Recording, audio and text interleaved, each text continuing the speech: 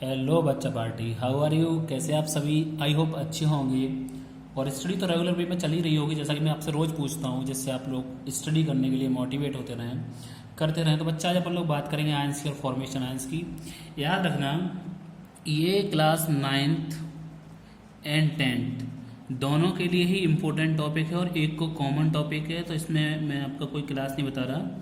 लेकिन कभी कभी क्या होता है, कुछ पांडु बच्चे ऐसे होते हैं जो 11th-12th में ले तो लेते हैं पीसीएम, लेकिन उनको ये नहीं पता कि पीसीएम का मतलब क्या होता है। बस दोस्त ले रहा तो लाओ मैं भी ले लूँगा, तो ऐसे स्कूल होते हैं, उनको दे भी देते हैं, फिर कंपार्टमेंट वगैरह आती हैं। लेकिन मैं हर स्टूडेंट की बात नहीं कर रहा, कुछ ही ऐसे स्टूडेंट होते हैं जो गॉड गिफ्टेड होते हैं, जो ऐसा करते हैं। ठीक है, उन्हें नहीं पता किसकी वैलेंसी कितनी होती है, तो आज बैलेंसी भी सीख लेंगे और फॉर्मेशन ऑफ आयंस भी सीख लेंगे। ठीक है ना। तो आयन क्या होता है, आपको सबसे पहले उसकी डेफिनेशन की बात करते हैं, फिर रिप्रेजेंटेशन देखते हैं। ठीक है ना। तो एक कोई भी आयन क्या होता है, an ion is an electrically charged atom या बेटा ग्रुप ऑफ एटम। अगर एटम होगा तो उसको सिंपल आयन बोल दोगे, ग्रुप ऑफ एटम होगा तो वो डाइएटॉमिक भी हो सकता है और पॉलीएटॉमिक भी हो सकता है। ठीक है, जैसे आपने अभी तक रिप्रेजेंटेशन देखा होगा, मैं एग्जांपल लिखूं तो आप लोग देखते होंगे Na+, Mg+2, Cl-, O2-, F-, N3-। ये ढेर सारे एग्जाम्पल आप लोग देखते हैं, लेकिन आप लोगों को ये समझना है 9th और 10th के बच्चों कि इनकी फॉर्मेशन कैसे हुई। ठीक है, तो अगर अपन लोग बात करें आयन के टाइप की, तो ये दो टाइप का होता है आपका। पहला आपका होता है कैटायन और दूसरा इधर अपन लोग ले ले रहे हैं एनायन।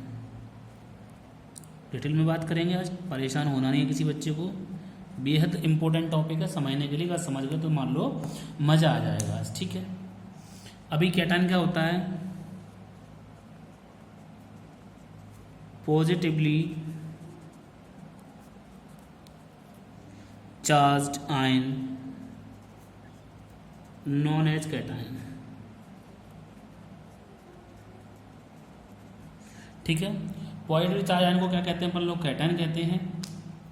तो सेम ही नेगेटिवली चार्ज आयन क्या कहलाएगा,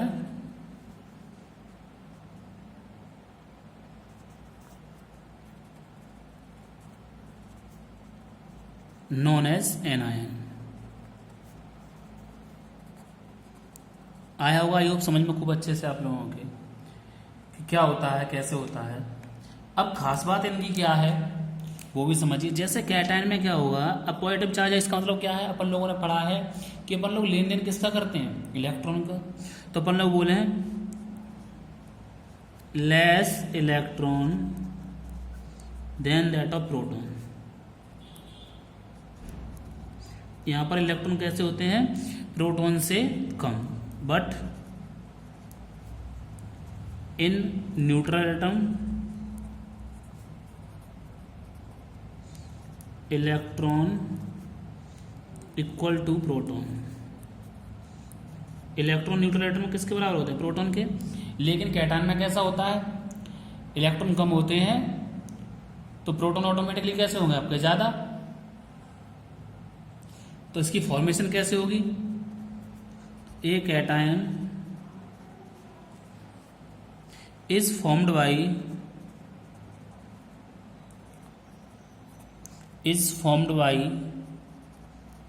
the loss of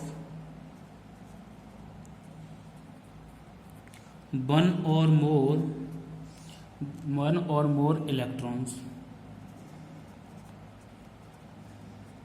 ठीक है, बात समझ में आ गई होगी खूब अच्छे से।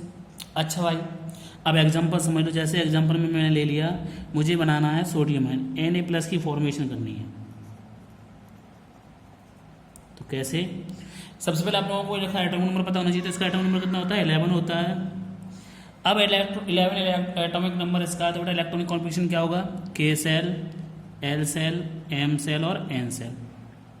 4 सेलें होती हैं, ये समझ लीजिए। अगर नहीं पता तो मैं वीडियो डाल चुका हूँ इससे पहले ही, स्ट्रक्चर ऑफ एटम की प्रीवियस ईयर में, तो वहाँ से भी आप लोग देख सकते हैं। तो 11 Na में कैसे भरा जाएगा, पहली सेल में 2 आते हैं इलेक्ट्रॉन, खूब अच्छे से पता है। दूसरे में 8 और तीसरे में भी 8, लेकिन अब यहाँ पर ख़त्म हो गए, में भरने कितने हैं 11, तो 281 हो गया ये। ठीक है, बात समझ में आ गया। अब ये क्या करेगा, अब ये कितना इलेक्ट्रॉन लूज कर सकता है, ये 1 इलेक्ट्रॉन यहाँ से लॉस कर देगा और 8 इलेक्ट्रॉन इसके लास्ट में आ जाएंगे। कितना आ जाएंगे बेटा 8, और 8 इलेक्ट्रॉन आते ही आपको पता है इसका इलेक्ट्रॉनिक कॉन्फ़िगरेशन जो है वो सेम हो जाएगा as that of the nearest noble gas, जो कि कौन सी है आपकी नियोन। तो अब अपन लोग बना रहे हैं 11 Na को कर रहे हैं फिल, तो कैसे भरोगे 2 8 और यहाँ पे कुछ भी नहीं आएगा, तो अपन लोग बोल सकते हैं इन Na plus the electronic configuration of sodium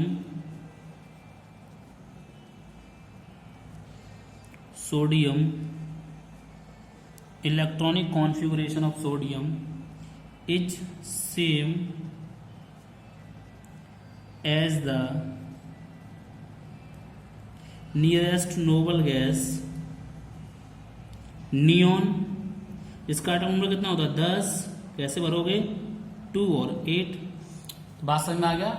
हर एक एलिमेंट अपना electronic configuration nearest noble gas के बराबर करना चाहता है।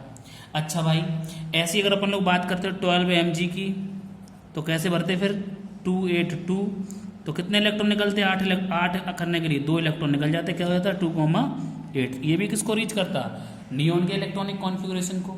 आई होप बात समझ में आ गई होगी खूब अच्छे से। तो ऐसे कैटायन की फॉर्मेशन हो जाती है।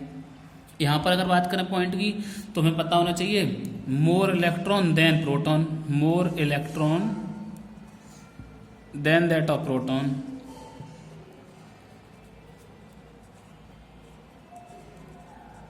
यहाँ पर इलेक्ट्रॉन की संख्या ज़्यादा होगी। दूसरा, ये सेम पॉइंट रखना है, कोई दिक्कत नहीं। तो अब तीसरा क्या होगा, ए कैटायन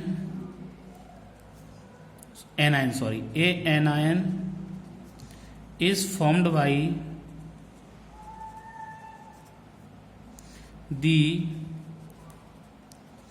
gain of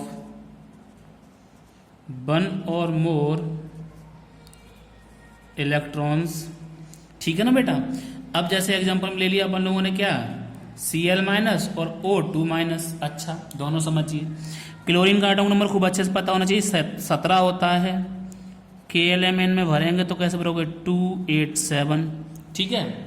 अच्छा, अब आप एक बात समझिए खूब अच्छे से, अगर मैं यहाँ से 7 इलेक्ट्रॉन निकालूंगा तो मुझे बहुत अमाउंट ऑफ एनर्जी सप्लाई करनी पड़ेगी। तो मैं क्या करूँ, तो मैं ये करूँ कि इसको 1 इलेक्ट्रॉन दे दूँ। जैसे ही मैं इसको 1 इलेक्ट्रॉन दूंगा तो इसके लास्ट में कितने हो जाएंगे 8, और ये किसके बराबर हो जाएगा, ये हो जाएगा बेटा आर्गन के बराबर। तो कितने इलेक्ट्रॉन दिए मैंने इसको, 1, तो 1 नेगेटिव आया, तो क्या हो जाएगा 288। ये किसके बराबर हो गया अब 18 आर्गन। 18 आर्गन का कितना होता है 288। बात समझ में आ गई खूब अच्छे से। ऐसे ही ऑक्सीजन का चेक कर लेंगे। ऑक्सीजन का एटम नंबर 8 होता है 2,6।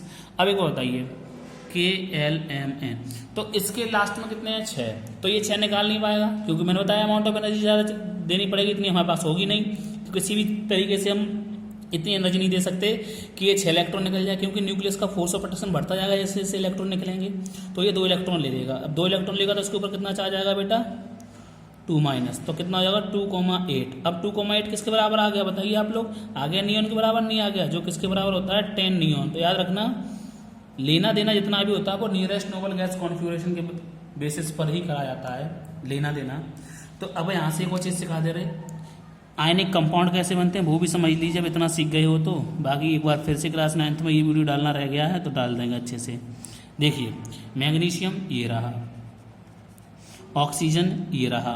मैग्नीशियम पे कितना चार्ज +2, ऑक्सीजन पर कितना चार्ज -2। दोनों को क्रॉस करवा दीजिए। ये 2 से 2 कट गया 1 टाइम्स, 1 का इंटू Mg में 1 का इंटू O में, तो क्या बन गया MgO। तो मैग्नीशियम ऑक्साइड का फॉर्मूला क्या होता है आपका MgO। ये किसका फॉर्मूला है मैग्नीशियम ऑक्साइड। तो ऐसे बन जाते हैं आयनिक कंपाउंड आपके। आई होप वीडियो पसंद आया होगा तो अपने फ्रेंड्स में शेयर करें और चैनल को सब्सक्राइब करें और लाइक करें अगर वीडियो पसंद आया हो। मिलेंगे नेक्स्ट वीडियो में, तब तक आप सभी अपना ख्याल रखिएगा, खुश रहिएगा, पेरेंट्स को खुश रखिएगा। Good bye, take care.